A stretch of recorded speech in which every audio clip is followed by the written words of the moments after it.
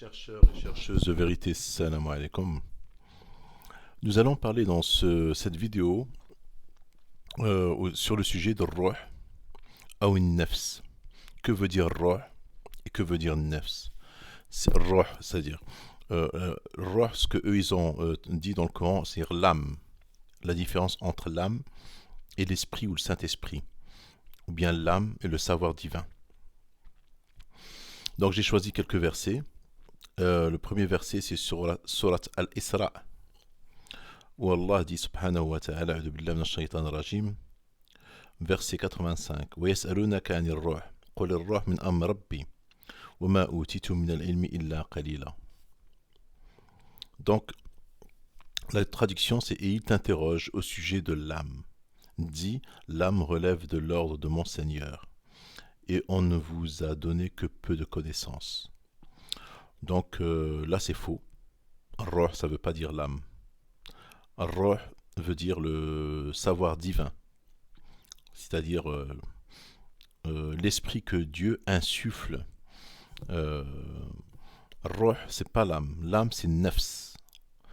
Nefs. Kullu nefsin da'iqatul maut.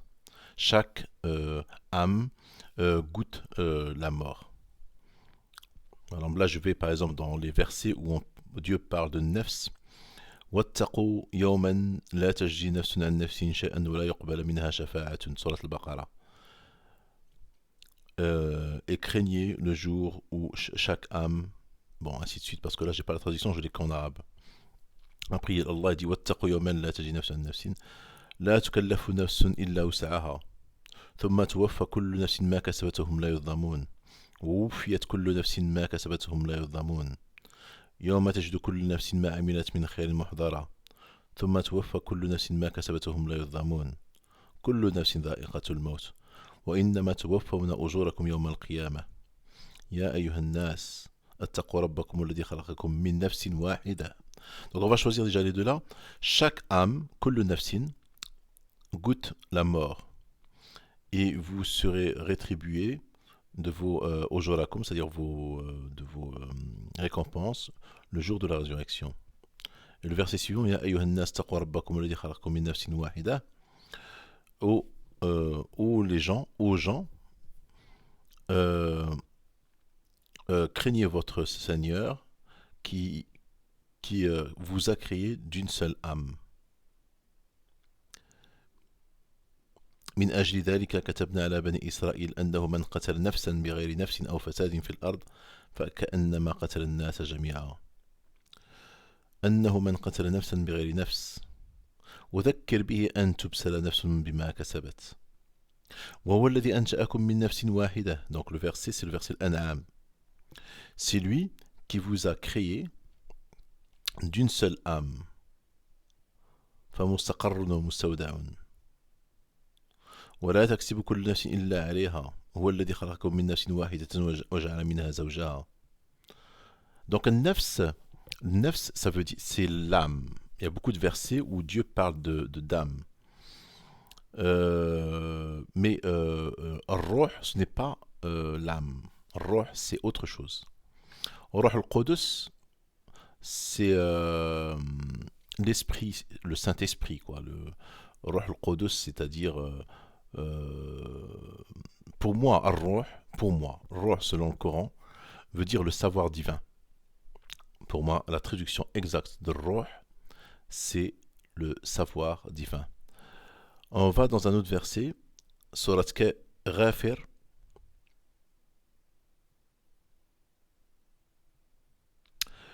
Et c'est celui qui est... Alors, verset Ghafir 15. Verset 15, Surat Al-Ghafir, verset 15. Il est celui qui est élevé aux degrés les plus hauts. Il parle de qui là?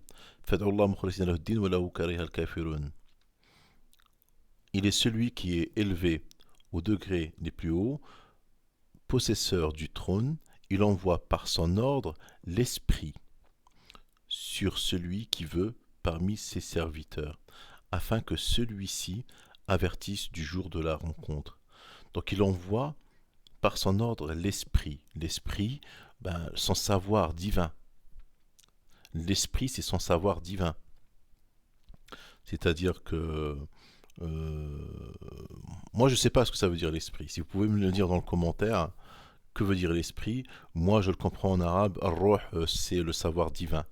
Esprit, je ne sais pas ce que ça veut dire. Sincèrement, je ne sais pas.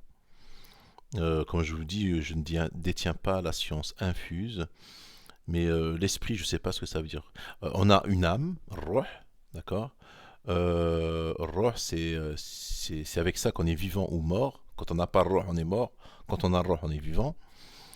Il y a un mariage entre le corps qui est matériel et le ruh qui appartient à Dieu. Donc, ruh, c'est pardon, nefs, le mariage entre nefs et le corps. Donc, nefs, c'est l'âme et le corps, bon voilà. Et quand il y a une séparation, ben, c'est la mort. Mais l'esprit, sa vraie traduction, même en français, je ne vois pas ce que ça veut dire. Pour moi, c'est le savoir divin. Dans ce verset-là, il est celui qui est élevé au degré les plus hauts, possesseur du trône, il envoie par son ordre, là ils ont marqué l'esprit sur celui qu'il veut. Moi je dirais le savoir divin sur celui qu'il veut, c'est-à-dire le savoir de Dieu. C'est Dieu qui connaît le futur, qui sait qu'est-ce qu'il va créer, qui sait dans son savoir lui. On va aller dans Surat al-Baqarah. Allah il dit certes nous avons, alors verset 87. Certes, nous avons donné le livre à Moïse. Nous avons envoyé après lui des prophètes successifs. Et nous avons donné des preuves à Issa, Jésus fils de Mariam. Et nous l'avons renforcé du Saint-Esprit. Donc, Ruh al-Qudus. Donc, Ruh al-Qudus, c'est-à-dire le savoir divin, Qudus. C'est tout. Moi, c'est comme ça que je comprends. Saint-Esprit, je ne sais pas ce que ça veut dire. Si vous pouvez m'éclairer, je serai très reconnaissant. Moi aussi, je suis un chercheur de vérité. Donc, pour moi, dans le Coran, il y a le mot ruh et il y a le mot an-nafs. An-nafs correspond à l'âme. C'est que nous avons tous une âme. Ruh correspond au savoir divin. Bon, dans le Coran, il est traduit par moment le Saint-Esprit. Pour moi, c'est le savoir divin. C'est-à-dire que Ruh al-Qudus, par exemple, Jibril, Ruh al-Amin, c'est-à-dire celui qui détient le savoir de Dieu. C'est lui qui va vers les prophètes. C'est l'ange Gabriel. Donc le savoir divin, c'est la miséricorde de Dieu, c'est le Furqan de Dieu. Donc le savoir, Ruh correspond au savoir de Dieu. Sans le savoir de Dieu, nous serons dans les ténèbres, nous serons dans le noir, nous serons dans l'ignorance. C'est grâce à Dieu que Adam, lorsqu'il insuffla son savoir, attendez, justement, j'y arrive, c'est un verset très intéressant. Voilà, justement, le 29, Surat Al-Hijr. Allah dit il demande aux anges de se prosterner devant Adam. Quand?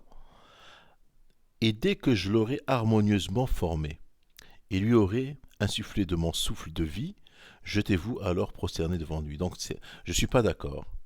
Et dès que je l'aurai harmonieusement formé et lui insufflé mon savoir, jetez-vous alors prosterner devant lui. Comme je vous ai dit que Adam, il vient d'une longue évolution. Dans les vidéos précédentes, il vient d'une longue évolution. Adam n'est pas le premier homme sur terre. Et dès que je l'aurai harmonieusement formé, c'est-à-dire que Adam, ses ancêtres, n'étaient pas harmonieusement formés. Ils avaient un cerveau moins évolué, ils avaient un corps qui ressemblait à un corps de singe, ils n'étaient pas harmonieusement formés. Donc ils n'étaient pas encore des êtres humains. Et alors là il dit, et dès que je l'aurai harmonieusement formé, c'est-à-dire sa forme d'Adam, être humain avec un cerveau évolué, et lui aurait insufflé de mon souffle de vie. Alors c'est là où ils ont... Parce que eux, dans leur tête, à la base, Adam, Allah l'a créé comme les chrétiens qui croient, il l'a créé à partir du sable, un corps inerte, et il lui a insufflé de sa vie, il est devenu vivant. C'est comme ça qu'ils interprètent ce verset.